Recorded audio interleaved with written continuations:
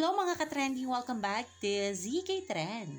Sa ilang araw nga na pananatili ni Donnie Pangilinan sa bahay ni Kuya bilang house guest, lumabas na nga itong ating Donato. Ngayong hapon nga ay lumabas na si Donnie Pangilinan at makikita nga dito na kaya pala ay nandyan si Crinkles para sundin nga ang kanyang poor dad. Maraming nagsasabi na mga netizens na ang house guest nga sa bahay ni Kuya ay magkakaroon nga ng 100 hours sa pananatili nga sa loob ng bahay. Ngunit itong ating Donnie nga ay hindi pa nag 100 hours ay lumabas na nga ito. At marami nga nagsasabi na kaya umano ito lumabas dahil mansari umano ngayon ng kaniyang jowang Tinkerbell. Siyempre maraming kinilig nga na mga bablis ng dahil nga dito. Kaagad ngang sinalubong si Donnie Pangilinan ng kanyang mga tagahanga na talaga namang inaabangan na ang kanyang paglabas.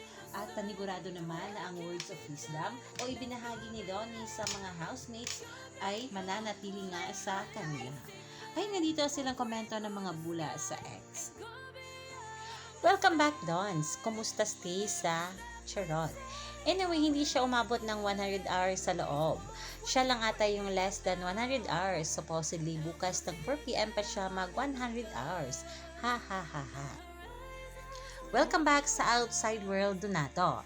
We haven't seen everything yet, but from what we saw so far, you did so well. You serve your purpose with flying colors and we admire you for stepping out of your comfort zone. Proud of you, we love you. Ayon pa dito, they always make sure that no matter how busy they are, as much as possible, the day 30 will always be their time for each other. Enjoy your 30th date, lovers. #Dondel. Job well done, being house guest who did a task from the heart, for listening and giving advice and wisdom to the housemates, for trying to interact and adapt to the environment despite being an introvert.